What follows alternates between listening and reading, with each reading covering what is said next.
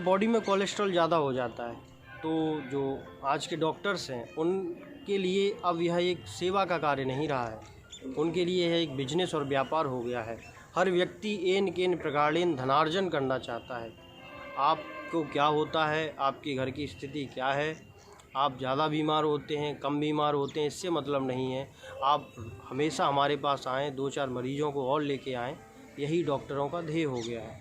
क्या किया जाए, कोलेस्ट्रॉल ज़्यादा अगर है, थोड़ा सा भी ज़्यादा है, तो आपको डरा दिया जाए कि कोलेस्ट्रॉल बहुत ज़्यादा हो गया, एंजियोप्लास्टी होगी, और नहीं कराओगे तो हार्ट अटैक हो गया, आपकी डेथ हो सकती है। अब आप चिंतित हो जाएंगे, और चिंतित हो जाएंगे, डर जाएंगे, तो आपसे नोट खींचे जा सकते हैं।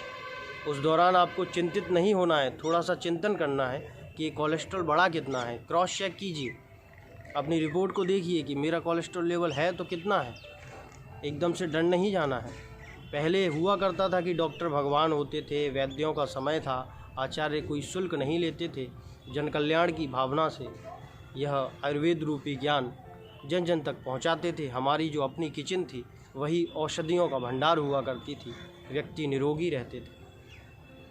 आज के समय में सब कुछ धन से संबंधित हो गया है और धनार्जन ही एकमात्र ध्येय बचा हुआ है। ऐसे में क्या किया जाए, मैं आपको सारी डिटेल बारी बारी से बताऊंगा। वीडियो थोड़ा लंबा हो सकता है, इसलिए धैर्य के साथ इसका श्रवण करें। पहली बात इस संदर्भ में जो आपको करनी है वह मैं आपको बताता हूँ। जब भी आपको ऐसी रिपोर्ट मिलती है कि कोलेस्ट्रॉल लेवल मेरी बॉडी का बढ़ा हुआ है, तो आपको यह चिंतन करना है, चिंतित नहीं हो जाना है कि क्या कारण है, कोलेस्ट्रॉल बढ़ क्यों रहा है। तो आपको पता चलेगा कि आप अपनी डाइट में ट्रांस फैट ले रहे हैं, फैटी एसिड्स ले रहे हैं, ऐसा फैट ले रहे हैं जो बैड है, जिससे आपका VLDL बढ़ रहा है। इस संदर्भ में आपको पहले तो अपनी शरीर के लिए कुछ एक्सरसाइज करनी चाहिए सुबह। अगर आप मेहनत कस करेंगे, आप देखेंगे जो लोग मजदूर वर्ग हैं, मेहनत करते हैं, या किसान हैं, उनकी बॉडी में कोलेस्ट्रॉल नहीं बढ़ पाता। मैंने खुद अपनी आँखों से देखा है कि मेरे ही अपने परिवार के लोग एक एक साथ 100 रसगुल्ले, छेने शादियों में खा जाते थे, उनका कभी कोलेस्ट्रॉल नहीं बढ़ा, उनको कभी डायबिटीज़ नहीं हुई। कारण था वो इतनी मेहनत करते थे कि उनका HDL लेवल बहुत हाई होता था, और कभी भी ब्लड में शुगर लेवल में ये कचरा आता ही नहीं था। तो अगर आप उतनी मेहनत नहीं कर सकते हो, संभव नहीं है, हो सकता है आपकी जीवन शैली दूसरे प्रकार की हो, लेकिन इसमें योग को और एक्सरसाइज को आप आवश्यक रूप से शामिल करें। दूसरी बात मैं आपसे ये कहना चाहूँगा कि अपने घर से जो वनस्पति घी है, डालडा या किसी अन्य नाम से आता है, उसे हटा दिया जाए। तीसरी बात, आपको जो फैटी सैचुरेटेड रिफाइंड ऑयल की बात की जाती है, इसको यूज़ नहीं करना है घर में, बिल्कुल भी यूज़ नहीं करना है। और जिससे डॉक्टर आपको डराते हैं कि घी मत खाइए, आपको घी ही खाना है।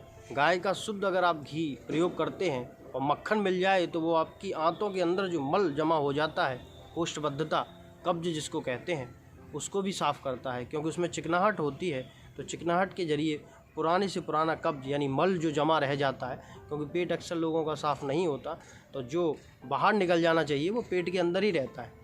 तो पहले तो जो पेट के अंदर मैल है उसको निकालो, फिर मन के मैल को कैसे साफ़ करना है उस पर भी मैं वीडियो बनाऊंगा, अगर आपके कमेंट आएंगे तो आप मक्खन का प्रयोग करें, गाय के घी का प्रयोग करें। इसमें भी फैट है, ये बात तो सही है, लेकिन इसमें गुड फैट है। ये फैट आपके शरीर को चिकनाहट भी देगा, और अगर आप मेहनत नहीं करेंगे तो आपको सुबह रिजल्ट भी मिल जाएगा, दस्त लगेंगे, जो भी होगा। तो इसके सहारे आप मेहनत भी करेंगे, क्योंकि वो तो सिर्फ एक वार्निंग है कि आप जितना मेहनत करना चाहिए वो नहीं कर रहे हैं। इस चीज़ को ध्यान रखें। अगर आप एंजियोप्लास्टी करा लेते हैं, तो एंजियोप्लास्टी क्या है, आपकी जो आर्टरीज थी हार्ट की, उनके बीच में उन्होंने एक छोटी सी स्प्रिंग लगा दी, जो डेक्ट्रॉन की बनी होती है या किसी और की बनी हो। आजकल इतनी पैमाने पर ये बन रही हैं कि मुश्किल से 10 से 20 रुपए का इसका खर्च आता है, और उसके आपसे 2 से ढाई लाख रुपए तक ले लिए जाते हैं। इस देश में इतनी बड़ी लूट चल रही है, और ये कोई आश्चर्य की बात नहीं है, ये सबको पता है, फिर भी ये लूट चल रही है। क्यों?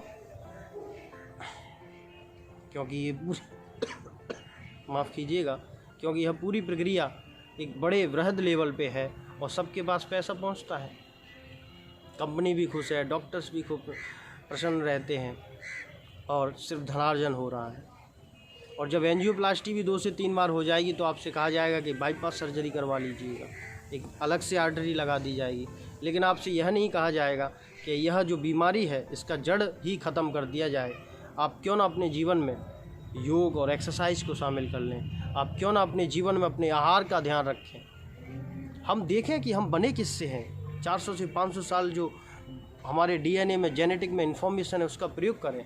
पीपल के पत्ते हैं, शीशम के पत्ते हैं, तुलसी के पत्ते हैं, इनका प्रयोग चाय के स्थान पे हम कर सकते हैं। सुबह आप इन पत्तों को पानी में डालिए, उसे उबालिए, गर्म कीजिए, छान के पी लीजिएगा। चाहे डायबिटीज़ हो, शुगर हो या कोई भी आपको रोग हो, आप निरोग हो जाएंगे। आकाश चिकित्सा कर सकते हैं आप। क्यों दवाइयों से अपने को भर रहे हैं? यह आपके ही घर के आसपास फ्री में आपको मिल जाएगा। एक प्रयास आप और कर सकते हैं, सर्दियों का महीना है तो आप अर्जुन की छाल, सौंठ और गुड़ जो मैं आपको बताया है इसका काढ़ा बनाएं और चाय की तरह इसका नित्य सेवन करें। ध्यान यह रखना है, यह मैं औषधियों के बारे में बता रहा हूँ, भोजन के बारे में नहीं बता रहा हूँ। कुछ वीडियो में मैंने जैसे मैरीगोल्ड पे एक बनाई थी और मैरीगोल्ड के कई मैंने फ़ायदे बनाए, तो कुछ लोग तो कह रहे थे कि अब हम इसको रोज़ ही प्रयोग करेंगे। तो ये भोजन नहीं है। भोजन एक ऐसा पदार्थ है जिसको हम साल दर साल खा सकते हैं। जैसे रोटी है, 12 महीने आप खाओ, तीनों टाइम आप खाओ, कोई बात नहीं है। लेकिन औषधि में ऐसा नहीं होता। 80 से 90 दिन आप खाइए, आपको परिणाम मिल जाएंगे, फिर उसे बंद कर दीजिए। अगर कोई रोग नहीं है तो उसको नहीं खाना होता। ऐसा नहीं कि स्वास्थ्यवर्धक है तो चलो इसको खाते चले जाते हैं। उम्मीद है यह वीडियो आपको निरोगी रखने में मददगार साबित होगी। इसी के साथ मैं अपनी वाणी को विराम देता हूँ। जय हिंद, जय भारत। सभी निरोगी रहें, सभी स्वस्थ रहें।